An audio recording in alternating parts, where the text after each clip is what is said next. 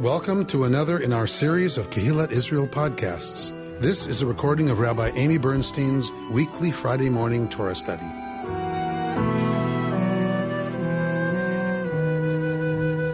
Good morning and good Shabbos, everyone.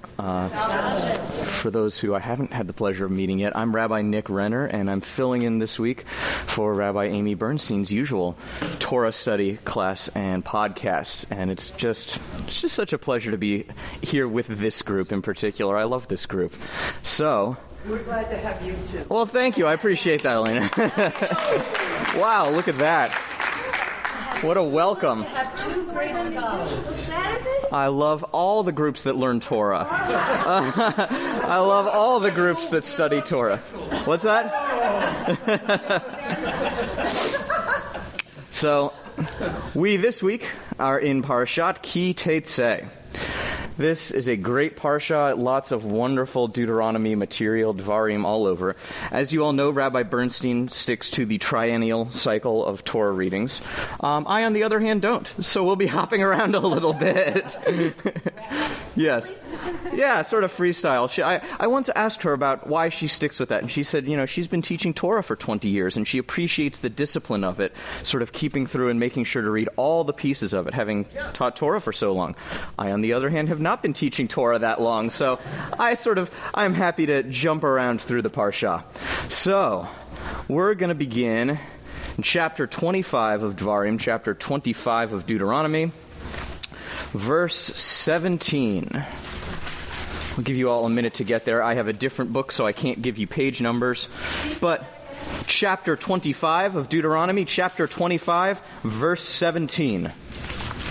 And if I can get a brave volunteer to read through the end of the chapter, just a couple of verses, really. It's a short piece. Remember what Amalek did to you on your journey after you left Egypt. How undeterred by fear of God, he surprised you on the march when you were famished and weary and cut down all the stragglers in your rear. Therefore, when the Lord your God grants you safety from all your enemies around you in the land that the Lord your God is giving you as a hereditary portion, you shall blot out the memory of Amalek from under heaven. Do not forget. Thank you, Bert. So, the end, this is actually the very end of this parsha. If you look right after that, it continues with Kitavo. So, we get this piece about Amalek. Thoughts, questions, comments? Chapter 25, verse 17. This is why it's good to be able to navigate by chapter and verse. It's a handy skill. You will not tell the page. Yeah, I don't either on the Saturday group, actually, because I think it's worthwhile to build that skill. I actually teach all of our bar and bat mitzvah students to work on that as well. So we just saw the piece of Amalek. Questions, comments? Who the heck is Amalek? Who the heck is Amalek? Torah portion. It was our Senator Ben Allen's Torah portion at the occasion of his bar mitzvah was this one. He had Amalek. Other thoughts or questions about Amalek? Who was Amalek? Enid asks a great question. Are people familiar with Amalek? This is quite a piece we have here. Is Amalek a person or a tribe? Okay, this is good. Let's start from the beginning. Or a god. What's that? Or a god. Or a god. Excellent questions. I'm always fascinated that it says, remember to forget. Remember to forget. I love this. So we're supposed to remember Amalek and not forget to blot out the name of Amalek. We're supposed to remember to forget them. It is a funny little conundrum that we have here given by God. Amalek is from the book of Exodus. Amalek is not a person, an individual, not a god, but a tribe, in fact, some kind of a group of bandits. Bandits? Bandits, marauders, some kind of armed group that attacks the Israelites in the midst of the Exodus. According to this attacks the stragglers, the poor, and the women, and the children, and the crippled. That's right. They don't attack it head on. That's right. Carol. Lions lying in wait and waiting for the stragglers and the weak and the young. It's a very predatory thing that we're seeing here from Amalek. Other questions? Have people heard of this group before or familiar with this at all? Every year. Where else does Amalek come up? Torah. Purim, that's right. And why? What's the connection there? Haman. That's right. So Haman, we get at Purim, that holiday of all of the costumes and celebration. We're getting here with Amalek this certain archetype of the one who sets out to destroy the Israelites, the one who sets out to obliterate the Jewish people, the predator, as it were, who lies in wait, the enemy. And so we get this commandment here. Remember how Amalek surprised you on the march when you were coming out of Egypt? Therefore, when God grants you safety, blot out the memory of Amalek from under heaven. Destroy Amalek entirely, in totality. Yeah, go ahead. Sorry, I'm going back. Yeah. Why is it that it says not the Amalek did to you? Because when it says Amalek, that does like singular. Yep. We see that sometimes, like if you see them talking about Israel. Like you'll see sometimes place name, or Moab.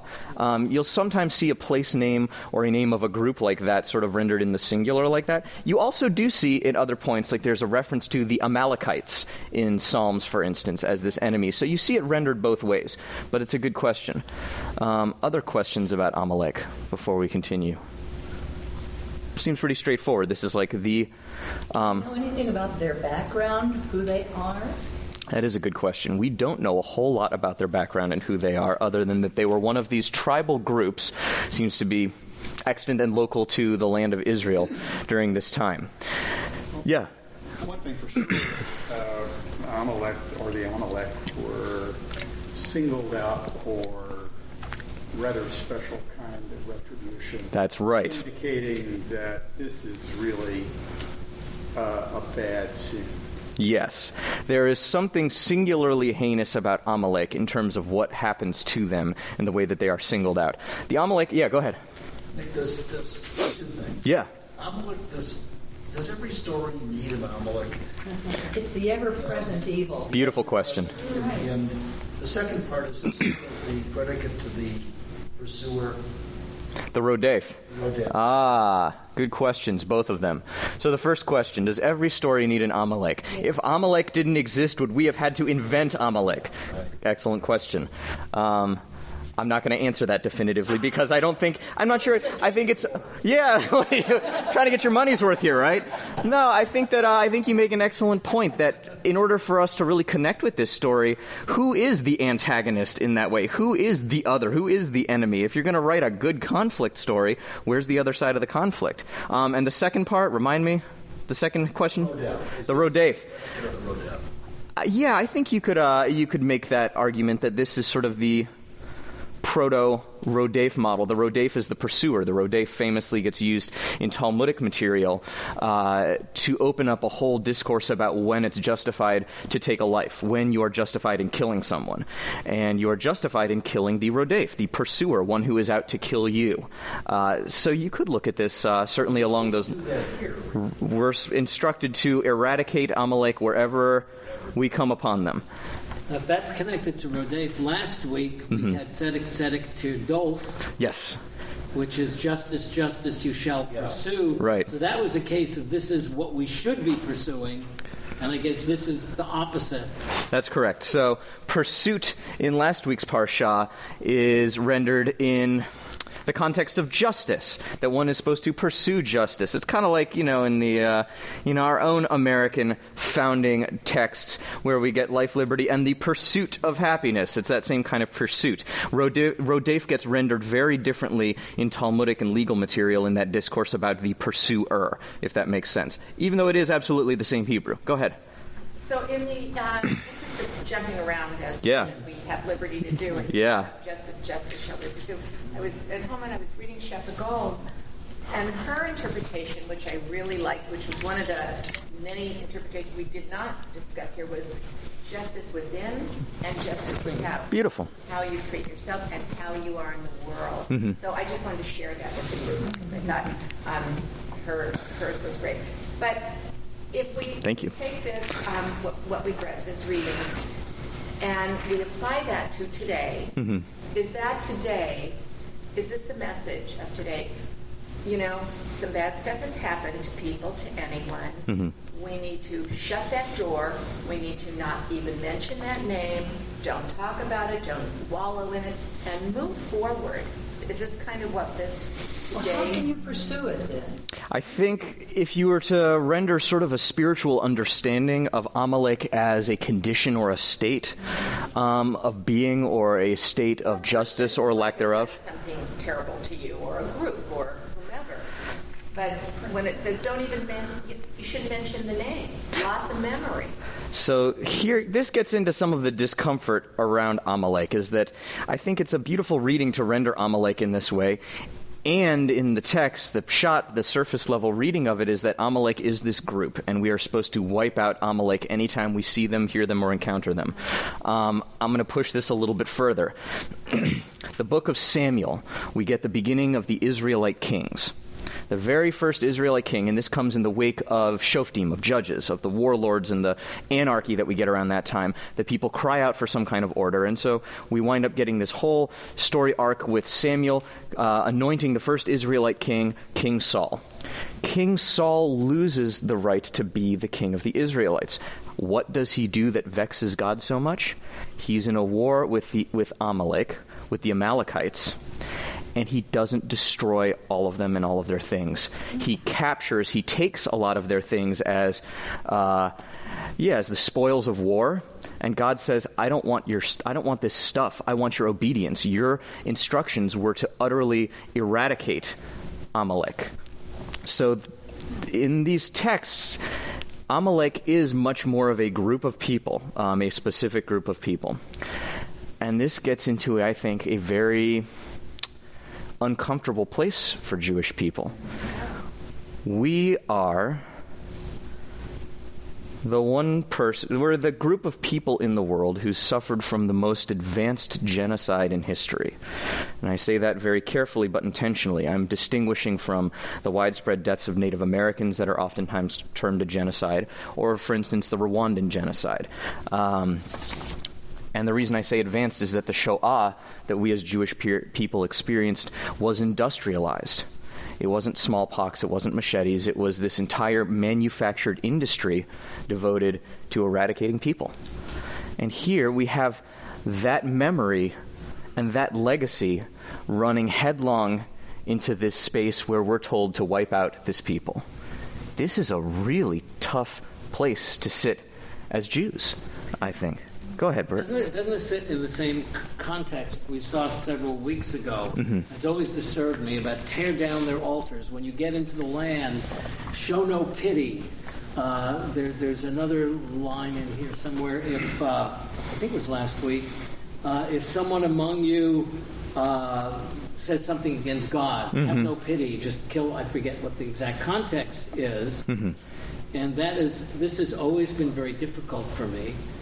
Those who wish to show that Judaism is a violent religion and uncaring very often pull these things out of context, just as some people pull things out of context from other traditions, sacred literature, whether it be Quran or whatever, to prove that they're correct, not good. So this is very troubling for us, but it's also for PR reasons. It would really be nice if it wasn't there. Not good for the Jews, is perhaps Bert's, to paraphrase Bert's comment. Good. So how do we deal with that? Excellent question. We're going to continue. We're going to unpack this a little bit in this parsha in particular. Go ahead. I'm totally confused, which is not unusual. Maybe we can help. When I read this, it says, does not destroy Amalek. It says, stop thinking about them. Because God is not going to protect you, so don't worry about Amalek. That's the way Well, blot out that memory is a way of saying wipe them out, kill them all. Yeah, isn't that what the? So in just a second, we're going to glance at Exodus. Why not? While we're on the topic, go ahead, George. Yeah, I interpret it as never again. Which doesn't mean that you destroy. You prevent it from happening. You could rebuild Germany or whatever and rebuild it and then prevent other evils. So but you can also destroyed people. Very good. So a modern corollary, perhaps, the Nazi fascist regime needed to be destroyed by means of a European ground war, and then came the Marshall Plan. And then came a measure of redemption and rebuilding and rehabilitation of a society afterward. Excellent suggestion as well. We're going to jump back and see what Exodus has to say about it very briefly. Somebody who's good at jumping through chapters and such without page numbers. Exodus chapter 17. Go to about verse 15 or so. 14, 15. Built an altar? Yeah. And Moses built an altar and named it Adonai Nissi. He said it means hand upon the throne of Adonai. Adonai will be at war and Amalek throughout the ages. Thank you. All right. So what is it? So it's an unending war. You're not going to wipe it out. So, to come back together, to Judith's point, we just heard Amalek, that Adonai will be at war with Amalek through the ages. Yeah. We seem to have something that, as a rejoinder to George's idea that maybe we can destroy this state of Amalek being and then rehabilitate whatever is in the wake of it. That first Exodus piece seems to stand pretty firmly that may not be the project, saying that Adonai will be at war with Amalek forever. Go ahead. I think this substantiates the idea that there is an evil inclination in man that will constantly reappear, and it has to be dealt with forever. Hold on to that, because that's the direction we're going to be going in today, is the nature of certain kinds of hatred. Now, because we're just having so much fun jumping around, we're going to jump back to this week's Parsha. So, I hope you kept a finger in that part of the book to help you. It was Exodus, I didn't even ever get there. That's okay. I just wanted to lift that one point that Adonai was going to be at war through the ages. What was Exodus what? 17. What page is that on the green? Hang on, we're going back to Deuteronomy now. I'm just throwing curveballs at you left and right here, I know. What fun to be jumping through the Torah like a set of hyperlinks. So, it was $3.99. It was $3.99. All right. So now back to this week's Parsha. I'm going to give everyone a minute to get there. We're going to chapter 23 of Deuteronomy. Chapter 23 of Deuteronomy. Verse 8. Let's give it a minute. See, I'm making sure that you're all awake and alert for Shabbos here. 1176. Okay, you shall not abhor. So are we there yet? Chapter 23 of Deuteronomy. In the Greek what? In the Greek 1176. 1122 in the red. All right, thank you. Who wants to read verses 8 and 9 from chapter 23? Should be short. You shall not abhor an Edomite, for such is your kin. You shall not abhor an Egyptian, for you were a stranger in that land. Okay. That's all? That's all. Well, actually, no, keep going, actually. Sorry, my apology. Keep going. Children born to them may be admitted into the congregation of Adonai in the third generation. Perfect, thank you. So this is curious. Now we have these two pieces from the same Parsha. We're still in Ki Tetze. We have the admonition to blot out, to utterly destroy Amalek, wherever they are encountered. And then we have this piece about the Egyptians. That you shouldn't hate the Egyptians. You are strangers in their land. And after 3 generations, if you're all part of the same people, that they can actually be part of your same people. Why after 3 generations? Very good. So we get more contemporary rabbinical sources that talk about 3 generations are what it takes to essentially integrate into a new people, as it were, wholesale. There's a very interesting contemporary tshuva from Rabbi Ovadia Yosef, actually, in the land of Israel, who said, with respect to Karaites. Does anyone know what Karaites are? These were essentially, they broke off from Judaism in the medieval era in the 600s-700s or so because they didn't agree with the rabbinic project and the Talmud and the like. They agreed. They stuck to a very, very literal reading of Torah and kept to that, but they disagreed with a lot of the rabbinic piece. So they and the Karaites and Judaism, sort of normative rabbinic Judaism, parted ways. A few years back, Rabbi Ovadia Yosef said that Karaites can marry into Judaism, that they can become part of us, actually, that they're not, it's not like other religions who would remain not Jewish unless they converted, but that Karaites are close enough that they can sort of fold into it. The reason I bring that up is that Egyptians in this text seem to be something that in 3 generations just become us. Are there still Karaites? There are still Karaites in the world. I believe there are about 40,000 of them in the world today. In the land of Israel and scattered throughout the U.S. So there's a handful of Karaites. Anyway. How long ago did the rabbi say it was okay to intermarry? This is a couple of, I think within a decade or two. Oh, recently? Yeah, pretty recently. In any event. So, part of why I wanted to bring this piece about the Egyptians, think about what Pharaoh did to us. Pharaoh cast every baby Israelite boy into the Nile.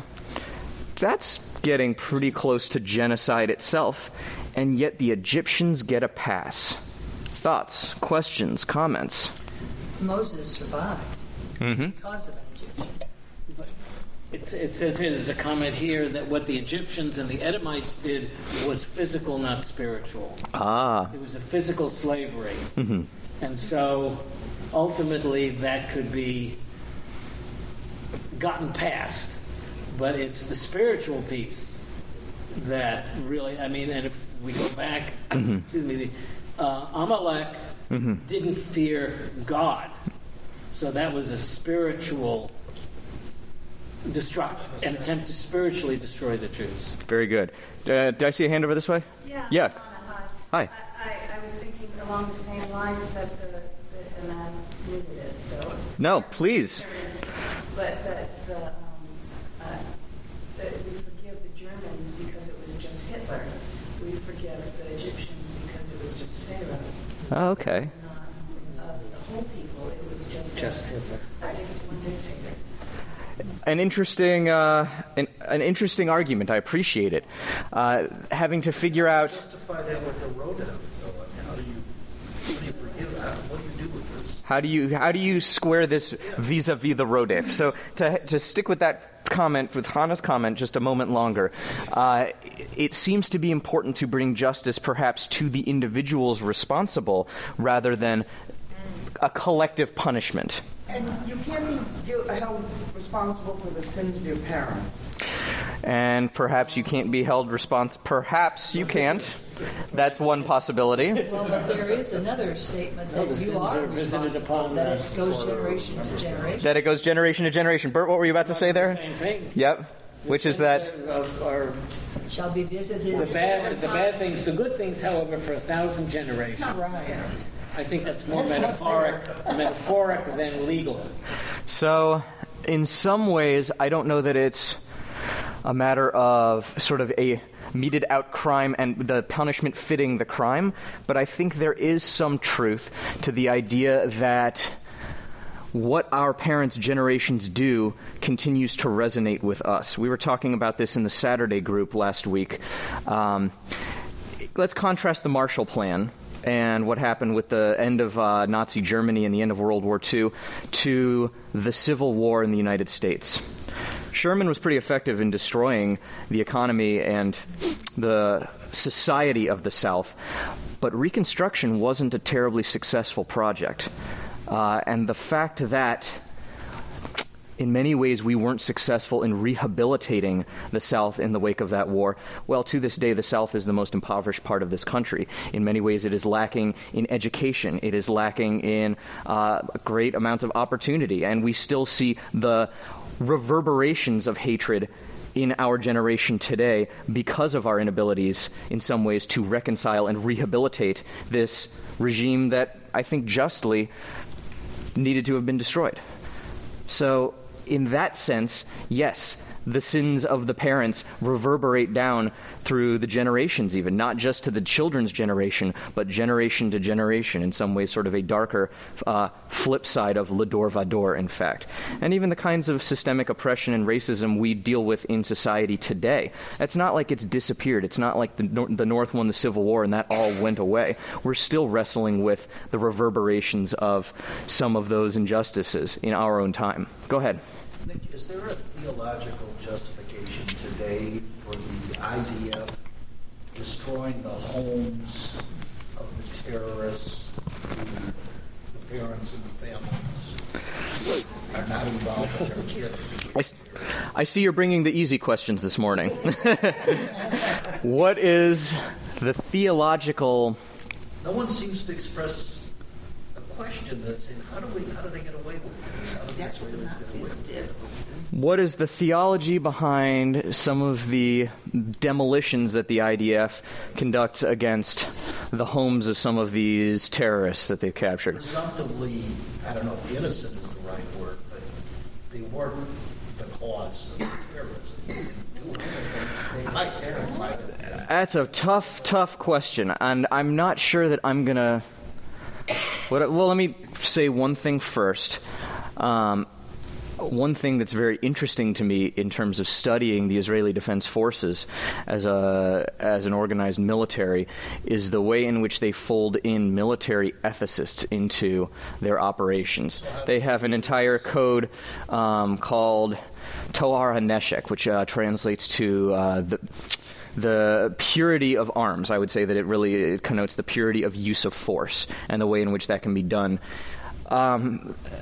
I don't want to... I'm reluctant to put together a theology in justifying it, but I would answer from military ethicists that I've heard speak on this will speak to the reality that the kinds of terrorism that intentionally target and seek to wreak violence upon non-combatants and innocent people, that those sentiments don't grow up in a vacuum by and large. They grow up in context of certain kinds of communities and certain kinds of groups that reinforce and socialize people to those realities. It's, in some ways, I would draw a corollary to the way in which certain internet sites have unified and have reinforced certain kinds of prejudice and hatred in our society. And so the way in which some of these ethicists go about justifying it is that the sentiment that breeds that kind of terrorism comes out of entire communities. That said, ethically speaking, it's a very, very difficult supposition. I don't want to minimize or even say that I'm sitting here to fully justify those actions, but I do want to say that that ethically it's a very challenging preposition to handle. Is there a Jewish position at all? I've never heard it articulated. And the Orthodox community in Israel say this is all right. I mean, there are people who do it. What published material is there? So the material that gives rise, that interacts with a lot of the ethics and combat doctrine around the Israeli Defense Forces, legally from a Jewish traditional standpoint, like we're talking halakha and Jewish law, comes out of that set of materials you brought up actually earlier about the rodef and the conditions under which one is permitted to exercise violence against the pursuer, against the enemy. In some ways you could say that about the 6-Day War, that was a war in which Israel fired the first shots, but they did so against what was a clear rodef in that sense. Yeah, you could the strike on the Osirak reactor in 82, I think, I don't know, but yeah, that the whole genre and literature of rodef is what gives us the ability to operate in that way. Go ahead, George. On a military basis, like in World War II, we bombed whole cities in Germany, the purpose of which was to destroy the will to fight. Yes. And that might be the same here. That's what I'm saying. So, Hiroshima, the same The atomic bombs. The purpose of that clearly was to get them to surrender. They're not only willing to. Other parents may not then, if you believe that destroying the will to fight. other families may not raise kids to do. So I do want to draw a distinction between this doctrine of total war that we get that emerges in World War I, actually, for the very first time in human sort of civilization. You get glimmers of it before, as I mentioned with Sherman, but this idea of destroying the enemy's entire society rather than their armed forces emerges with strategic bombing in World War I, and we get its full manifestation in World War II. As General Douglas MacArthur famously said, if we lose this war, we're all going to be tried as war criminals. So it's its own certain commentary on it. And I do want to draw a distinction between that kind of doctrine and what the Israelis do. The Israelis, I would say that if the Israelis were conducting a campaign of total war, they'd have obliterated Gaza by now. That Israeli combat doctrine is far more selective than that particular vision of total war. But World War II was an existential kind of conflict like we don't really see in the world today. So it's worth holding in its own sort of ethical space, slightly distinct from Israeli questions of ethics and use of force. Israel is not that they are not fighting for their life. So I would quote Rabbi Daniel Hartman, who spoke to a group here at KI from the Shalom Hartman Institute, who said that Israel is not in the same existential place of conflict that they once were. That Israel is a state with nuclear-armed submarines, a nuclear second strike capability, which means nobody can outright destroy Israel without being destroyed themselves. They live in the same strategic place that the United States does now. And so Rabbi Hartman was saying to us that what's challenging is that oftentimes we think of Israel with the mentality of the Israel that lived in 48 and 67, where it was on the brink of existential destruction, whereas it may not live in that space any longer, which is, again, I'm quoting Rabbi Hartman here, who I think is a very, very thoughtful Jewish leader. So it's also worth holding how these situations change and evolve over time. Judith. One of the basic questions, I think, in all civilizations is, do the ends justify the means? And generally we hear the side that says, no, they do not. Yeah. But this is the opposite point of view. In some cases, yes, they do. So I want to get into how does Amalek differ from Egypt? And that question of the ends justifying the means, and how these kinds of hatred, how do we deal with them or reconcile them? Rabbi Jonathan Sacks, the chief rabbi emeritus of the United Kingdom, takes this issue head on, and he does so through almost the opposite that you might expect. He does so in a really counterintuitive way.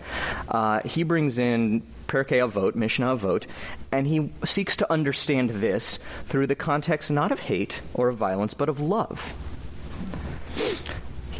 Mishnah Avot 5 reads, "Whenever love depends on a cause, and the cause passes away, the love passes. But if love does not depend on a cause, then the love will never pass away." What is an example of love that depended on a cause? That of Amnon for Tamar. If we remember the assault of Amnon assaulting Tamar. What is an example of a love which did not depend on a cause? The love of Jonathan and David. So he makes the point that if you want to understand the difference between Amalek and Egypt and understand the difference between certain kinds of hatred, you have to understand the difference between different kinds of love. He says Amnon loved Tamar, I put quote, air quotes around love, because she was forbidden to him. It was this condition that made him love Tamar. Once he assaulted her, the condition had changed. We have down from 2 Samuel, Amnon hated Tamar intensely. He hated her even more than he had ever loved her. The operative element here was the condition around which the love was based, which was purely her unavailability. Now let's contrast that with Jonathan and David. Who were Jonathan and David? King David. King David. Very good. King David is the king who comes after King Saul. After King Saul loses the right to be the Israelite king, David is the successor. The thing is, though, there was this evil spirit afflicting Saul, and he kept trying to kill David throughout all of this period. Kept trying to actually spear him physically. Jonathan was King Saul's son. So this is an interesting piece here. David loves the son of the guy who's constantly trying to kill him. And Jonathan loves the guy who is overthrowing and replacing his own father. That's pretty unconditional love. There are so many incentives to stand against them loving one another, and yet theirs is a famous love that we have from Tanakh, from the Hebrew Bible, this love that we had for one another, that it isn't about a condition, in stark contrast to Amnon. Isn't it forbidden also, societally? Okay, so... And sexually? So if you're talking about theirs, if you frame it as a sexual love that the two of them had, then that would have been a very tricky thing within the context of ancient Israelite society. Right. A lot of modern commentaries do make theirs, render it as a romantic love. Tanakh seems to have it as some kind of brotherly love. Or respectful. Perhaps. Bromance. I love it. Who said bromance? Thank you. Thank you. I love it. So, yeah, exactly. I love it. Yeah. They're the same age. What's that? They're the same age. David and Jonathan? Yeah. Yeah, they're contemporaries. So, what Rabbi Sachs does with this piece is to turn that love and those conditions of love to apply that to hatred. What happens with the Egyptians that they moved to enslave the Israelites, the Jews? Before all that Exodus business, what was our relationship? Joseph. Welcomed us. They welcomed us. Joseph served the Pharaoh. There was a famine in Israel, and so Joseph brings his whole extended family down, his clan. He brings the Israelites down into Egypt, and the Egyptians welcome them with open arms. We're friends. We're buddies. But then, what happens then? There's a Pharaoh who knew not Joseph. Yes. So, I'm going to read... There's too many of these people. Don't flip to this part of the book. I'm just going to read it aloud for y'all. From the beginning of Exodus. The Israelites were fertile and prolific and increased greatly, and the land was filled with them. A new king arose over Egypt who did not know Joseph. Thank you, Bert. And he said, "Look, the Israelites are too great for us. Let us deal with them shrewdly. Otherwise, in the event of war, they may join our enemies in fighting us." Go ahead. Well, that also reminds me of modern-day Israel. Say more. Isn't that one of the concerns as far as if it stays a single state or if they go to two states as far as the demographic concerns? Yeah.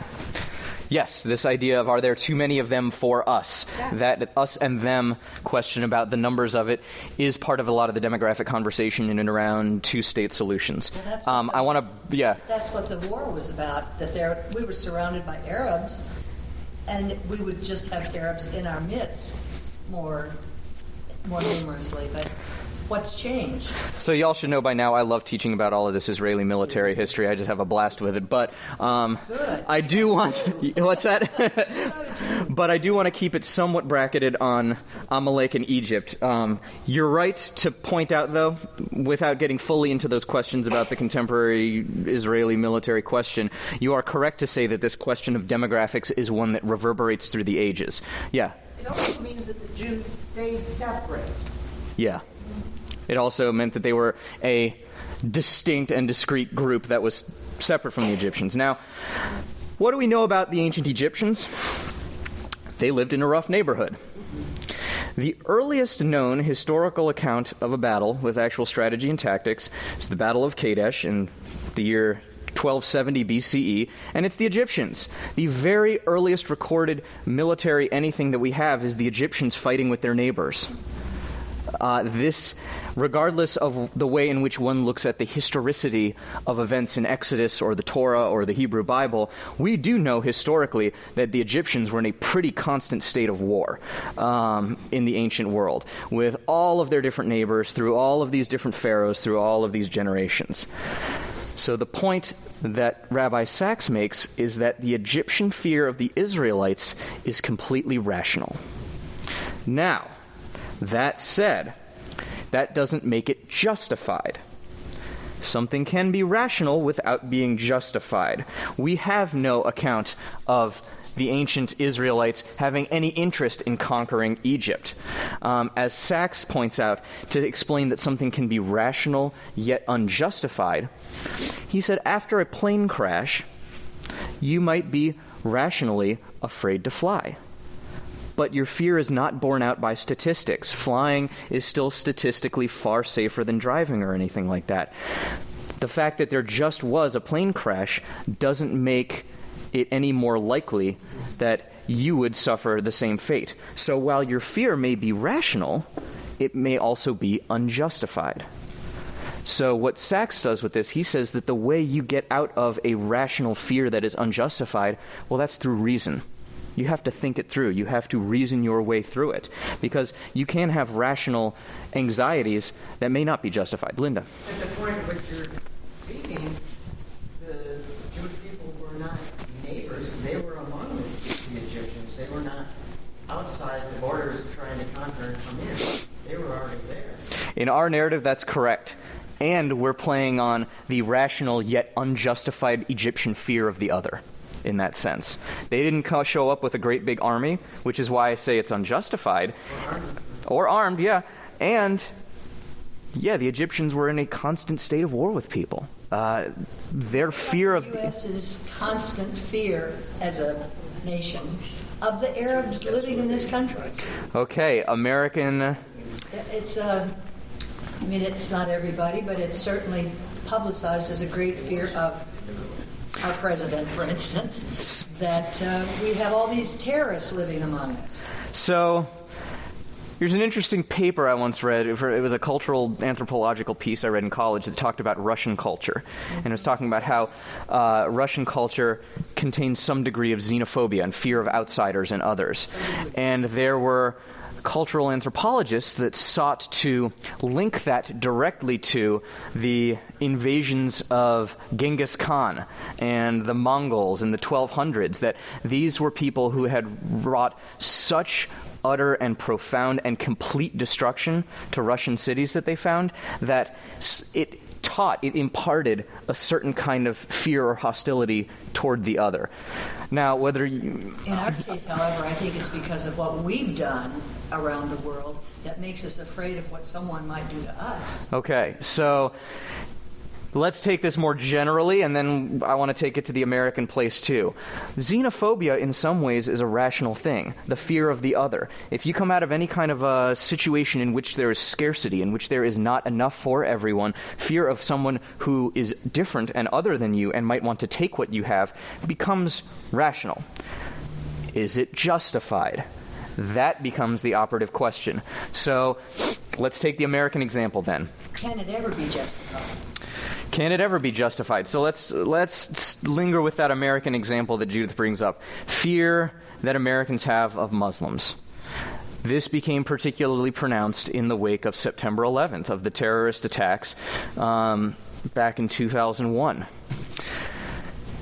Rational, maybe not justified, in terms of if you were to look at the numbers and the people and the way in which Muslim communities have been peaceful and have sought to integrate into American society. And yet there's a lot of fear. We see this dynamic playing out in our national discourse. Fears around immigrants. Are they bringing drugs or crime or the like? Are they like fear of the other in that sense? Yeah, go ahead. I kind of want to challenge this. Please. I don't really think that the fear is rational. Mm-hmm. Just because, to kind of step back and look at it, it doesn't matter what demographic you're looking at. Mm-hmm. You can know that one person doesn't represent the whole unless you allow them to. So that's the same thing me, I'm an African American, mm-hmm. I have a rational fear mm-hmm. against Southerners or white people. Right. So at some point we take accountability for it and let that be where it was, mm-hmm. and then choose how we look at people interact. Thank you for pushing back against this idea of the rational in that sense, which is sort of what Sachs says when he says the antidote to the rational yet unjustified fear is reason. is to actually think about it, is to engage with it in that sense, is not to sit in this place of unjustified emotion. But you actually have to come out of that at a certain point. I think you're absolutely right. And he shouldn't use the word rational because that means reason. Right. So he should say emotional. It's understandable, maybe. It's not rational. He's saying it comes out of experience, but at the same time it has to be transcended. Yes. If there's a word that's better than rational, I'd be open to that. It means reason. But our own history in this country, after Pearl Harbor was bombed, look what we did to our own Japanese citizens. That's right. And we interned them. So was that rational, not justified? And maybe after 9/11, we didn't go to that because of our history. Okay. So, first of all, learning from our history is so important. That is a piece of how we can transcend the unjustified fears and emotion and the things that resonate and reverberate with us. I very much appreciate this critique that perhaps rational is the wrong word to describe what Sachs is alluding to. That if he's alluding to a fear that one might arrive at because of one's experiences, but that still may not be justified, I think y'all get where I'm coming with this. Yeah. It's just the wrong word. Yeah, and that's I think that's a fair critique of this idea. Go ahead, 2 points. So it's more experiential. Yeah. Based on past experience. Might be a little off topic, but the message is the same. I just was doing a Deepak Chopra 7-day meditation on fear and anxiety. And what he said is, and what really resonated with me, when you're in that situation, like getting on a plane, if you've had an experience, that's the fact that you now have anxiety because of this, you're meeting it with fear and anxiety, that's fake news. It's an old response. You can say, I'm meeting this with calm and with ease. Beautiful. Reasoning it out. Yeah. Beautiful. Reason. So, I'm not going to do that. My body's giving me some fake news that I should, round up every Japanese American. But actually, let me meet this with calm and with ease. Makes sense. I think what you said even takes what Sachs said to another level, that he speaks about reason as being the antidote to that, which is a very intellectual, heady kind of response to that. What you're talking about is more holistic. It's more spiritual in that sense, that it's not just the intellect that is going to get us out of these places of irrational, unjustified hatred in that way. I think it's more than intellect. Yes, I agree. That's why I love this piece. Breathing, that kind of stuff. That it's a bigger and deeper human project than just rationing, like in that sense. So I want to bring, 3 points, and then I want to come back to the text. 4 even. Yeah, George, go ahead. I want to introduce a term that was used to describe Hitler and his propaganda. The first thing is you take over communication. But a guy by the name of, I think it was Gilbert, a social scientist, thought that Hitler created pseudo-cultural paranoia. And that is happening here too, or at least for some people. And he describes why the Germans followed Hitler. Point well taken. Pseudo-cultural paranoia. And as Proverbs teaches us, Ein kol chadash tachat hashemesh, there is nothing new under the sun, in that sense. Go ahead. I was wondering whether, getting back to the Amalekites, which is where we started. We're going back there anyway. Go ahead. Take us back there. To what extent is the anti-Semitism, the alt-right, the issues that we're seeing not just in Charlottesville and whatever, but that is rampant throughout Europe, etc., and whatever, they seem to me to fit into the Amalekite group rather than the Egyptian group. Okay. This is precisely where Sachs goes with this. So Amalek is a little different than the Egyptians. The Egyptians, from this place of unjustified, irrational fear, acted violently. They acted to enact oppression in this sense. Amalek attacks the weak, the infirm, the children, the sick. There's a reason that today bombing a hospital is considered a war crime. If you have the most elementary of decency, you don't instruct your military to go bomb the other side's hospitals. That's why the Red Cross, why other kinds of medics, it's considered a war crime to attack them. That we've known ever since the time of the Torah it's completely morally bankrupt.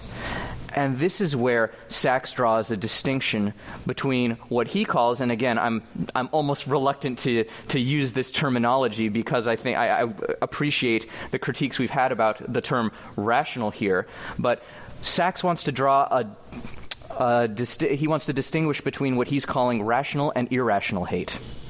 So he's distinguishing, let's not even play in those terms, but the hatred of the Egyptians versus the hatred of Amalek. There's something completely irrational and vicious about the hatred of Amalek. He draws a linkage between that and, say, the blood libel. In the Middle Ages, when there was this story that Jews would abduct Christian babies and kill them to use their blood in making matzahs for Passover.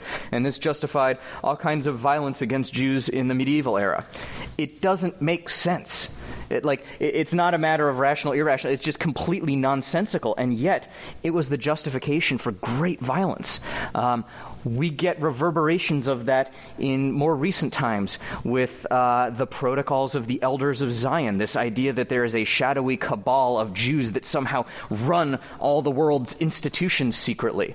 It doesn't make sense. Again, the tropes about the international Jew that you see taking this now to our contemporary era, and certain kinds of neo-Nazi groups, all of this stuff about the international Jew and conspiracies, they don't make sense either. There is something, and Rabbi Sachs wants to draw that linkage to say that there is similarity between the Amalek who would kill the weak and the sick and the infirm and the children because they could, with that kind of insanity around those kinds of conspiracies. That's very different from Egyptian fear of what the other might do to them. Go ahead. Yeah, I remember at the beginning when Carol talked about Amalek and because they could, weak. And for some reason that Melee massacre was coming to my mind as we were talking about it. Melee? Melee. Yeah, in Vietnam. Just thought maybe just because their fear had become so strong, maybe these little kids have bombs. To us, it was like I can't see the Israeli army doing that. I guess when you were talking about the epics and the Israeli army, that wouldn't necessarily be the way somebody in charge would have just thought, oh yeah, I can just do that. So war crime is a useful paradigm for understanding what this is we're talking about. You brought up the My Lai massacre, where I believe an army platoon or squad or something marched into a village and massacred people. Children, yeah, civilians, clear non-combatants. We could also look at, say, the recent Iraq war, when you have the Blackwater mercenary group marching into an Iraqi village and machine gunning people. In Israel, the corollary I might make, there was a story of a would-be attacker who went to stab Israeli security or something, and he was shot and injured but detained. They took him alive, and they had him detained on the sidewalk, and an Israeli soldier calmly and in cold blood cocked his weapon and shot him dead after he was already detained. And this was a great controversy in Israel, and he was tried for it. Yes, it still is very controversial, because some of these conditions of violence and war and injustice in that way can wreak havoc on the moral compasses of the people involved. I'm not saying if I were there what would happen to my brain. Right. And I was going to comment too that when you were talking about what people feel about Jews and all that, somebody asked me when I worked at a law firm, another coworker, whether what was it? If we had animal sacrifice, and the only thing he didn't say was, do you have Horns. Horns. That was his well, and he was really somebody that got promoted at the firm. And so there is ignorance as well. That plays a role as well. And speaking of which, not to ruin everybody's Shabbat, there are actually Samaritans that still live in the land of Israel and still perform sacrifices as part of their worship of God. You can actually go to Samaritan villages to see their Passover sacrifices that they offer every year. This is an ongoing thing. These are not the good Samaritans. These are the bad. The good Samaritans and the bad Samaritans. No, it's another distinct religious expression and group that lives in the Middle East. And yes, there is the parable of the Good Samaritan. And there are still very tiny Samaritan communities in this world today. If you look at... I think he was more educated than I realized. Who knew? And you look at, the rituals around Kapara that we see in certain Orthodox communities of the swinging the chicken around your head around Yom Kippur. Let me put it like this. The tropes around Jews having horns and the like, I think, are sheer ignorance. And there are lots of strange religious practices out in the world today. There was something about the way it was asked that made me feel like this wasn't somebody that was going to treat me very well going forward. Absolutely. Go ahead.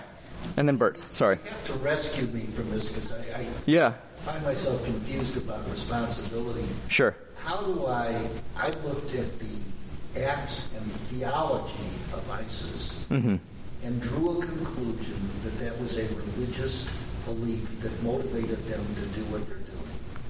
So is it rational for me to look at that and draw a conclusion that that form of Islam, which has fairly wide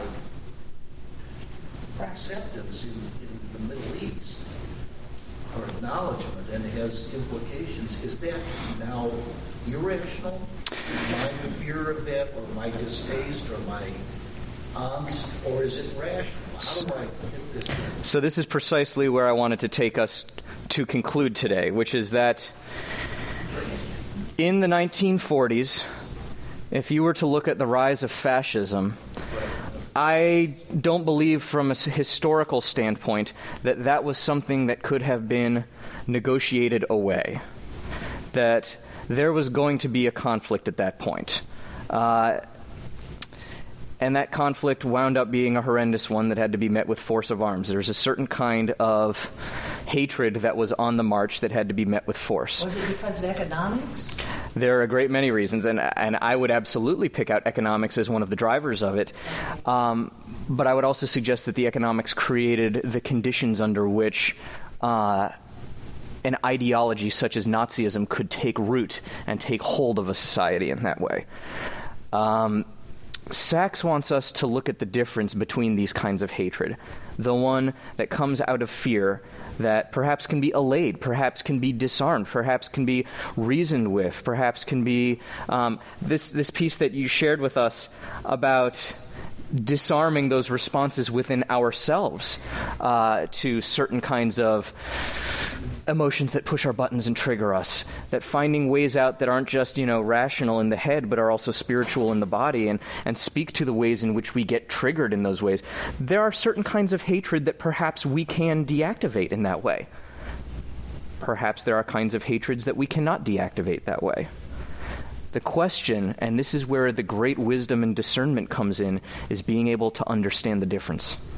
And this is a very, very tricky question for our own time. When is it that we need to sit down and have an earnest and serious dialogue with people that we really disagree with? As they say, you don't make peace with your friends. You make peace with your enemies. And when is it we have to be firm and resolute in opposing certain kinds of hatred? That there isn't necessarily a conversation to be had with certain kinds of neo-Nazis and white supremacists and hate groups, plainly. And then the discernment and the wisdom it takes to know the difference. Bert, you had a hand up a moment ago. Go ahead. So... 2 hands right in a row. Again, what do I do with this when I see ISIS that wants to kill innocent? What do I do with beheadings? What do I do in terms of, is my fear rational? Is my disgust rational? Because I think it is, because it's based on a theology that probably fits. So if this is the kind of fear that you can't conquer with reason because reason is what leads you to the conclusion. Go ahead. Right. Religion is a very, very, very powerful force. And I forget who said this. It was a rabbi. It can be a force for good, we hope, and can also be a force for evil. Mm-hmm. In the history of man, people have used religious justification to do some really horrible things. Howsoever, if you look at the total number of people killed in religious wars and those killed in non-religious wars, the religious wars are but a small piece of it. I would be very hesitant to tar religion with the weight of ISIS, and in particular to tar Islam with ISIS, because the vast majority of Muslims in the world do not subscribe to violence and do not subscribe to anything like what ISIS is doing. Thank you, Bert. I was just going to say that the danger we have is turning ISIS into the other. Yes.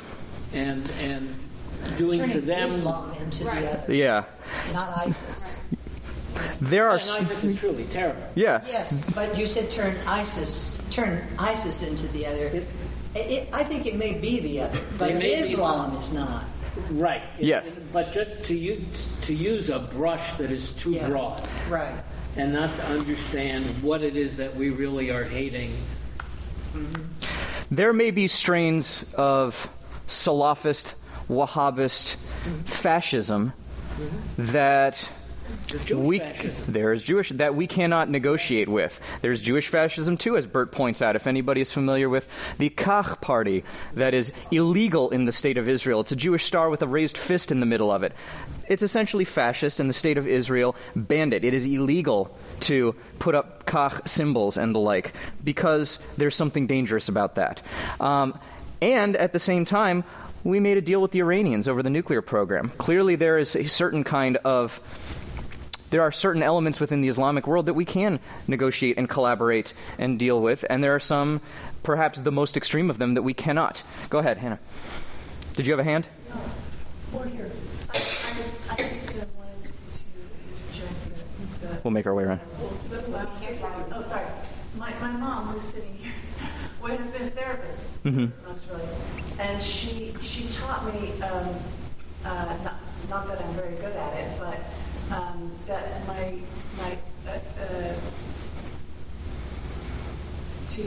part of becoming closer to enlightenment is changing your belief system. And I have power to, like you were saying about what you experienced with Deepak Chopra this last week.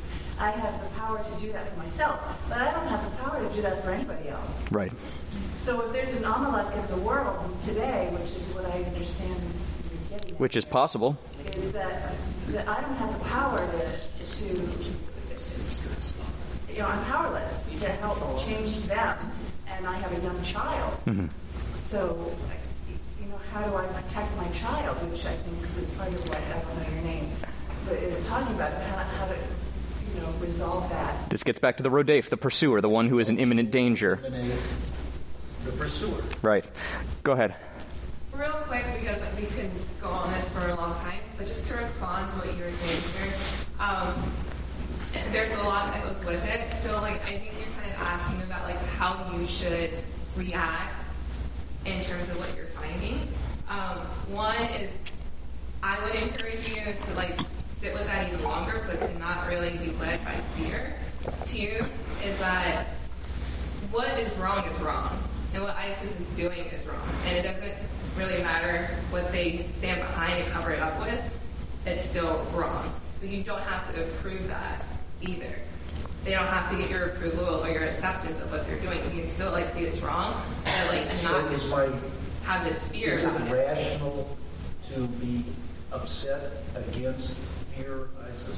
You can totally be upset. It's rational. We're still dealing with the limitation of Sachs's binary of rational, irrational. I want to acknowledge the flaw in that binary, and to say that this might be an example of what Sachs refers to as rational but not justified. That's a possibility too. And not for nothing, fear is what got the Egyptians into the place that they were. He says fear is what led to the Israelites being enslaved. So that kind of fear, that can be a dangerous motivator in that way. Is there a hand over here on this side? Some things are rational and justified. That too. George, go ahead. Not George. Robert, go ahead. Well, in respect where he started, there is something in this section unique about Amalek. Mm-hmm. To the point you made a minute ago, there are things that arise in the world, like World War II and fascism, that are just pure evil, so bad there is no negotiation. There is only, unfortunately, the way to resolve it is to eliminate it. That will be the state of the world probably forever. Because there are some terribly evil people who come along, because of human condition and fear of other things we talked about. But back to Amalek, there are these, unfortunately, extreme cases that can only be dealt with in a very special way. So 2 more, and then we're going to wrap up. Go ahead, and then Richard. I imagine that eventually we get to the point where we talk about what is evil. Yes. And get more specific. Yes. Well, it's only 11 o'clock. Yeah, I'm running over by a few minutes because we were a few minutes late in getting started with stacking the chairs, so I do want to make sure that we get the fullest conversation, but we're a couple of minutes behind. Go ahead, Richard. Go ahead, Richard. The statement that the Lord will be at war with Amalek forever has a certain Manichaean aspect in the sense that Amalek almost takes on the visage of Satan. Right. That there's something demonic about this type of hatred. Yes. That you really, in effect, in that worldview where the Lord will be in conflict with Amalek forever, you can never actually eradicate it. You can only deal with it whenever you see it. And this is where I want to conclude today, is that what's interesting, Richard points out something really important. In Exodus, it says that Adonai will be at war with Amalek throughout the ages. Our Parsha tells us something different, that we are the ones who are supposed to blot out the memory of Amalek. We are supposed to remember to forget. It puts it in upon us, the agency, to deal with this in the world. And this is, again, where this is a very, very tricky thing, and where I wanted to bring this teaching today. Because we're in a moment where we are seeing certain kinds of hatred on the rise and on the march. And it requires great discernment and great wisdom to pay attention, to understand what is the difference between Egypt and Amalek. Where are we dealing with something that is coming out of the fear or the conditions of someone who is looking for that other one to blame, in ways that we might be able to actually alleviate that fear, speak to their conditions, speak to, Judith gave us, the economic realities of those who might be manipulated in service of hateful ideologies. And then we have Amalek on the other side. And this is not a simple thing. This is a very complex and gray area. Ours is not a pacifistic tradition, in contrast to the American Society of Friends or other groups like that. Judaism is a tradition that sees when there is real evil on the march, that sometimes good people are called upon to oppose it in various forms, not necessarily all violent. I mean, we have ways of reaching out to our elected representatives. People can peacefully protest and demonstrate. There are ways of opposing hate that aren't martial in nature. But this whole question of Amalek and Egypt, this binary, I think we're in a moment that calls for real discernment and real care and real wisdom. I appreciate this comment that we have, that sometimes we need to sit with our fears, to really interrogate them ourselves. Sometimes that's the inside work we need to do, to look at, well, is what we're dealing with Egypt, or is it Amalek? Sometimes we need to look inward, and other times we need to look outward. We need to talk to other people, talk to people who agree with us, talk to people who disagree with us, in fact. I'm going to reiterate, you don't make peace with your friends. You make peace with your enemies. And so in a moment where we do see a lot of hatred, it does beg the question, are we seeing Amalek or are we seeing Egypt in that way? What are we seeing and what is our response? It's a call for discernment and it's a call for wisdom. And with that, I'll say Shabbat Shalom. You've been listening to Rabbi Amy Bernstein's Friday morning Torah study from Kehillat Israel in Pacific Palisades, California. For more information, go to our website, www.ourki.org.